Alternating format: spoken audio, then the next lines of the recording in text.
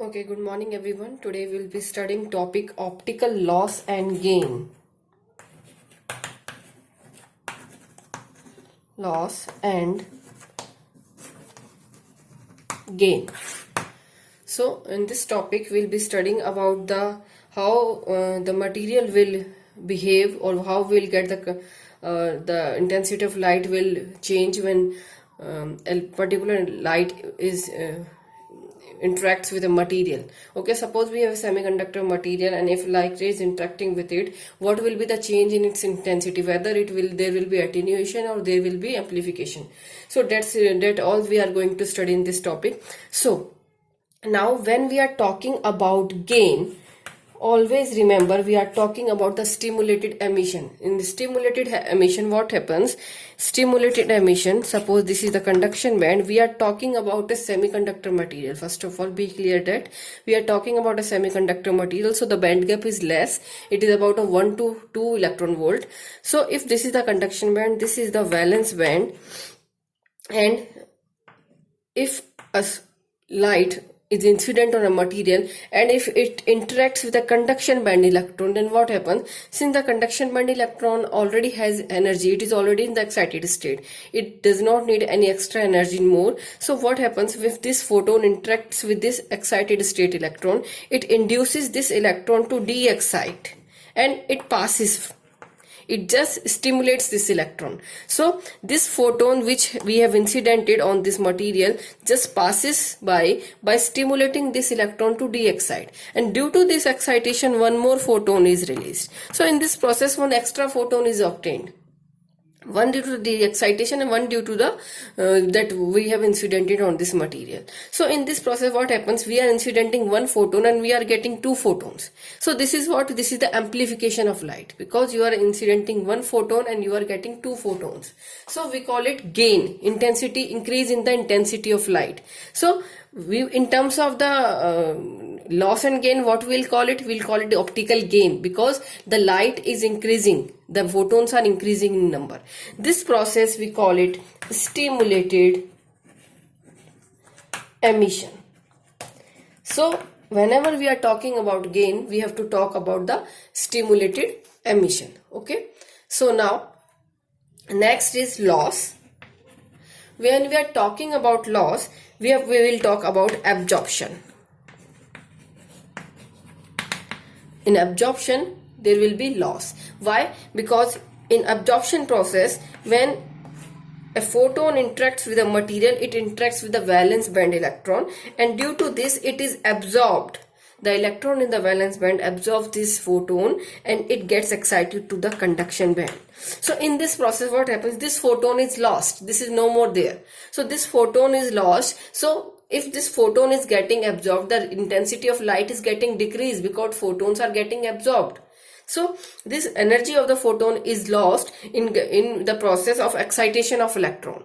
So in this process what happens? There will be decrease in the intensity of light because photons are being lost in the absorption process. So we called it as an optical loss.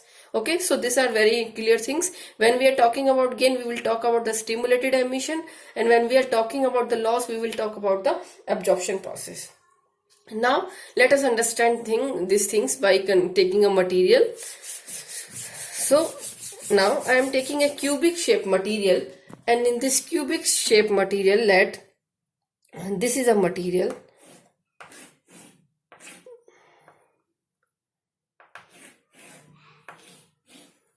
Okay, so in this material, suppose first let us consider the cubic shape.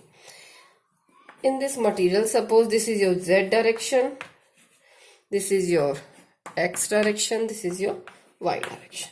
So now this is your Z direction. So in this material what I am doing, I am just slicing out a small portion in this material.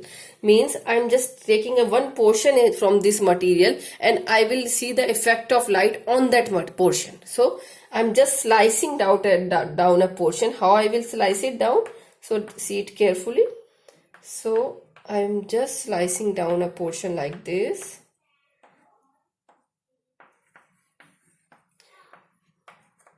and this is a very small portion. The width of this portion is very, very small.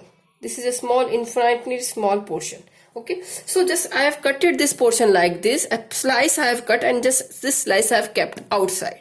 Now when I am keeping it outside, and that I am making how it will look when I keep it outside. So this will be the shape of the material when I keep it outside.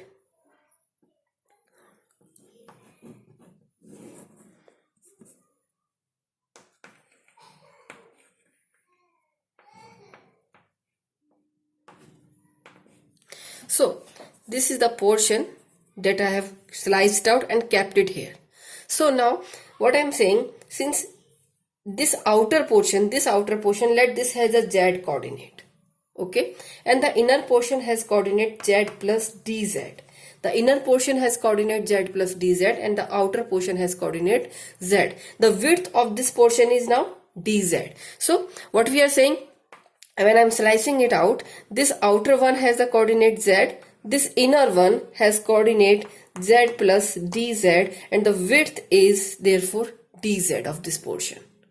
Okay, now we will only see the effect of light on this portion that we have sliced out. Okay, so now let us consider first the rate of stimulated emission. When I am talking about the rate of stimulated emission, on which factors rate of stimulated emission will depend? It depends on the density of state, joint density of state, because whenever there is a stimulated emission, we have to consider are there filled states down here and empty states here, because emission जब भी होगा, whenever emission will take place, emission तब होगा when there are filled states there in the conduction band and empty states there in the valence band, then only the emission will take place. So we have to consider the joint density of states in this case. So we will say that stimulated rate of stimulated emission will depend on the joint density of state z nu, and it will then further depend on whether there is probability of emission or not, that is PE. P is probability of emission.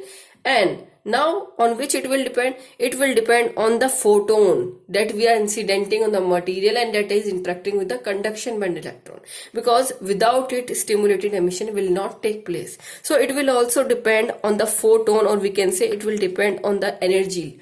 This is the energy density in terms of light we are talking about. Okay, so rate of stimulated emission will depend on the joint density of states, probability of emission, and the energy density. Now I am removing this proportionality sign and I am using a constant here. That constant is B. I can write it B Z nu P E U nu. This is your rate of stimulated emission. Okay, clear? Let this be your equation number 1. Similarly, we will find out the rate of absorption. Now rate of absorption will also depend on the joint density of states, because in absorption process we have to be clear that there are filled states here and there are vacant states here. Then only the electron can go. Means these states, valence band should be filled and the conduction band should be empty. Then only the electron will go from valence band to conduction band. So here also we are considering the joint density of state data, that is the density in the conduction band as well as in the valence band simultaneously. So rate of absorption here also is proportional to joint density of state, and probability of absorption, again because there is probability of absorption or not, we have to consider this also. And since absorption also need an external photon, because without external photon absorption process will not take place, therefore this is also depending on the energy density. Okay, the energy density, that is the external photon. So here also I am removing the proportionality sign and I am again using B. B I am using because in both the cases the factors are near about same. Both are depending on the energy density. So I am using the same proportionality constant B Z nu PA U nu. So this is your rate of absorption and we give it equation number 2. Okay, now we have rate of absorption, rate of emission. Now we will consider on this portion. So we will consider the rate of stimulated emission on this portion, that is, and rate of absorption on this portion. So let us start here only, because the diagram we will be using further also. So the number of stimulated emission, or we can say the number of stimulated emission per unit volume in the volume element this. So this, what is the volume element? Suppose the surface area is S, the front surface area is S, and the width is, we already know the width is dz. The volume will be S dz. Okay, so now we are finding out what are the number of stimulated emission. So I am writing it, number of stimulated emissions in volume SdZ. What it will be? It will be RST, because we are talking about the number of stimulated emission, the rate of stimulated emission multiplied by SdZ. This is the number of stimulated emission in volume SdZ. Now since we know in every stimulated emission a photon is released, therefore we will write energy generated, because whenever we are talking about photon, we will talk about the now energy, light energy. So energy generated in this process will be RST SdZ multiplied by h nu. Why h nu? Because in stimulated process we are getting one extra photon, because we incident one and we get two. So this is that extra photon. So in every stimulated emission we are getting one photon. So number multiplied by the photon, we get the total energy generated. This gives me the energy generated. Similarly, I will find out the energy absorbed. So for energy absorbed, I will write similarly energy absorbed. Energy absorbed will be R, energy absorbed in the volume element SdZ. So I will be using RAB instead of RST, because we are talking about now energy absorbed. Again we are talking about the volume SdZ, and in each absorption one photon is absorbed, so h nu. This is the energy absorbed. Okay, so this is energy generated, this is energy absorbed. Now what is the net energy? Net energy will be generated minus absorbed. Okay, we will subtract. Suppose this is your equation number 3, this is your 4. You have to simply do 3 minus 4, because we have to find out the net energy generated. So for this, now I am just deleting this diagram, because we don't need. I am erasing this one, cubic diagram, and this we will further use. So I am not erasing it, and just I am taking out the net energy now. So the net energy in this case will now be net energy.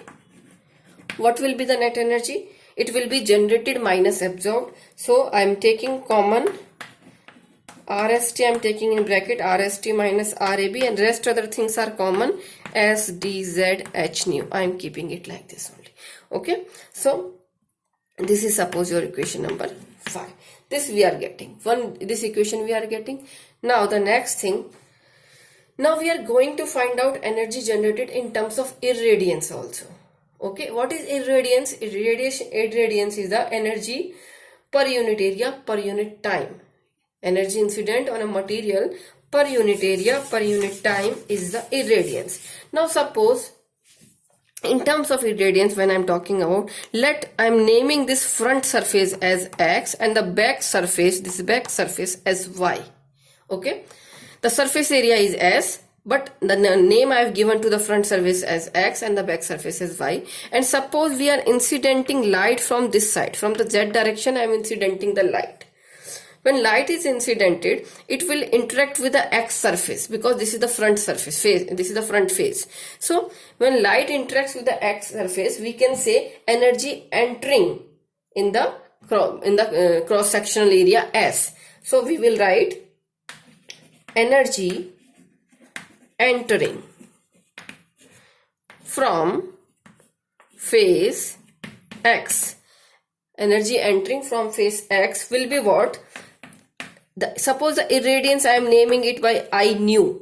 This irradiance is I nu. Then the energy entering will be I nu Z multiplied by the cross sectional area of this X face, which is S. Why I put I nu Z? Because the coordinate of the front surface is Z coordinate. Okay, so I nu Z, because it is interacting with the front face. So irradiant energy entering will be I nu z. This is the irradiance that is entering multiplied by the cross sectional area, that is S. Okay, now we will talk about the energy leaving. When I am talking about the energy leaving, the energy will leave from which phase? It will leave from the Y phase, because it is entering from the X phase. It will leave from the Y phase. The energy leaving will be what? When it enters through the X phase, then it will travel through this dz distance, and then it will pass through the Y phase. Okay, so in simple terms, what I will write, energy leaving will be I nu z plus dz, because the coordinate of the back surface is z plus dz. Energy will leave from Y phase. It will leave from Y phase. So energy leaving will be I nu z plus dz multiplied by the cross sectional area S. Okay. So this is the energy leaving. Now again, the net energy will be what in this case? Net energy will be this minus this, energy leaving minus energy entering. So it will be, net energy will be simply your I nu z plus dz minus I nu z, taking S common, because S is common in both. So for the net energy in this case, it will be simply energy leaving from Y phase minus the energy entering will be the net energy that we will be getting. This is the expression for this. Now we have one expression for net energy here and one expression in terms of stimulated and absorption rate. So this is also the net energy, this is also the net energy. Let us equate these both equation. Let this is equation number 6. So I am equating equation number 5 and 6. So equating equation number 5 and 6. Equating 5 and 6. Equating equation number 5 and 6, what we get? We get I z plus dz minus I nu is there, I nu z, and outside bracket we have S. Okay, and this will be equated to RST minus RAB SDZ H nu. Okay, now here we have one term, this term. So this term is what? In this term, what we will be doing, we will be writing it in a different form. Whenever we are taking a very small portion, the change in the quantity can be written as like I nu z plus dz will be written as I nu z plus del I nu by del z into dz. This is how we will write it. How we have written this? See, we are talking about I nu z plus dz, means what is the irradiance on the back face. What is the value of irradiance of the back face? The coordinate z plus dz is on the back face y. So the value will be the irradiance entering from the x phase, that is I nu z, plus the change in this irradiance when it is traveling through the z direction towards the y phase. So that will be del I nu by del z, because it is traveling along the z direction, therefore del by del z. And we are seeing the change in what? Irradiance I nu. So it will be del I nu by del z. When the light is traveling from after passing through x, it is moving towards y. So that will be del I nu by del z. Now till what distance you have to see the variation? Till dz distance. So multiplied by dz. So this is how we will write this I nu z plus dz, because this portion is very small portion. In this small portion, the change can be written as like this. Now we will put this value at this place. We get, I am putting this value, so I get now, it will be your I nu z plus del I nu by del z dz minus I nu z, and outside bracket we have S, and this equation equal to will remain the same, RST minus RAB SDZ H nu. Okay, now this I nu z and this I nu z is getting cancelled out, and some other terms are this S and this S is getting cancelled out, and this dz and this dz is also getting cancelled out. So whatever remains, I'm writing it now. I'm erasing all the other things. So we get here del I nu by del z, that is remaining. Del I nu by del z is remaining this side, and here we have RST minus RAB and H nu. This is this side. So this we have now. Now in the next step, what we will do, we will put the value of RST and RAB. That is our equation number 1 and 2 that we have already named.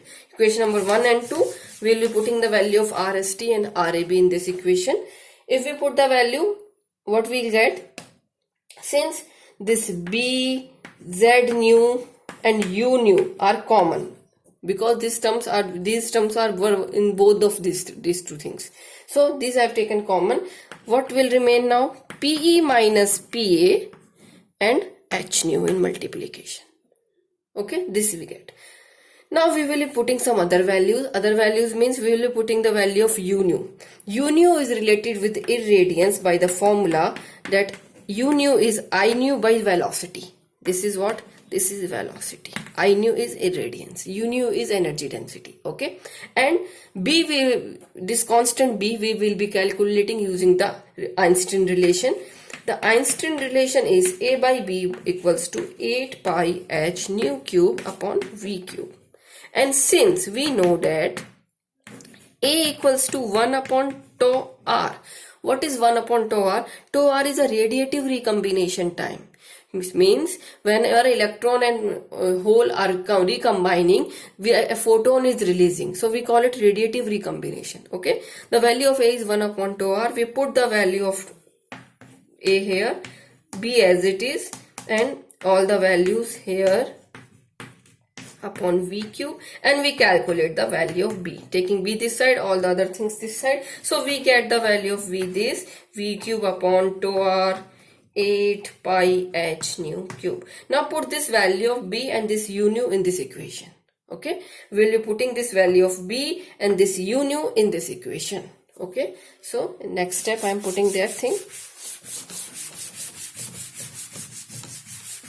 Okay, so we get del I nu by del z equals to, I'm putting the value of B. Value of B was V cube upon tau R 8 pi H nu cube.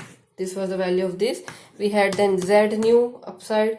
We have the value of U nu as I nu by V, and the remaining term, that is PE minus PA H nu. Okay. Now cancel out the terms that are cancelling. This is cancelling, we get a square here. This nu is cancelling, we get a square here as well, and this H is also cancelling. So the remaining term is V square by 8 pi nu square Z nu upon tau R is also there.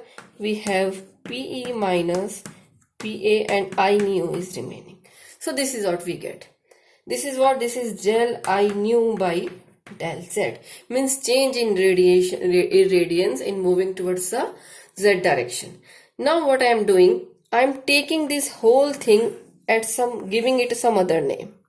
Because now I have to just see what is the effect of this whole thing on the irradiance when it is moving towards the Z direction. So irradiance I am keeping as it is, and I am taking all the things as y, gamma naught. Gamma naught is here what? It is V square by 8 pi nu square Z nu by tau R PE minus P. This is gamma naught. So by putting this, we can now I can write it del I nu by del Z equals to gamma naught I nu. I nu is the irradiance. Now this gamma naught will decide whether there will be loss or gain. How? So this is the value of gamma naught. In this gamma naught, if your PE is greater than PA, in equation number, suppose this is your equation number 7. So I am saying in 7, in equation number 7, if your PE is greater than PA, what will happen? This gamma naught will be a positive quantity because PE is greater. Okay, this will be positive quantity. When this is positive quantity, it means this is positive. It means this I nu will be positive. I nu is positive means you are getting a gain. Means I nu is increasing because you are multiplying it with some positive quantity. It means when light is traveling in z direction, there is an increase in intensity. Because this I nu you are multiplying with some positive quantity. So we can say this implies your gain. Now, second case is when your PA is greater than PE. When PA, this negative term is greater than PE, your gamma naught will be negative. This implies your gamma naught will be negative. And in this term, this will be negative. If this is negative, whole I nu will be negative. Okay, it means that I nu, this change in I nu with del z is decreasing because you are getting a negative sign here. Okay, it means this will represent now, this will represent your loss. Okay, whenever absorptions are greater than emissions, it means more intensity of light is being absorbed. So the resultant will be a decrement, or we can say there will be attenuation in light. We call it loss. So whenever in the conclusion of this whole thing is that whenever the emissions are more, the stimulated emissions are more. In every stimulated emission, for one stimulated emission we are getting 2 photons. So there will be increase in the intensity of light, or we can say light will amplify. So therefore the same thing we are also getting through mathematically also. We are getting this gamma naught positive. When this is positive, we are getting gain. And when this is negative means when absorptions are getting greater than the emission, it means more light is being lost. Therefore, the light will attenuate and there will be loss. So we call it as optical gain, this as optical loss. So till here we will do, and this is the end of this optical loss and gain. Okay, thank you.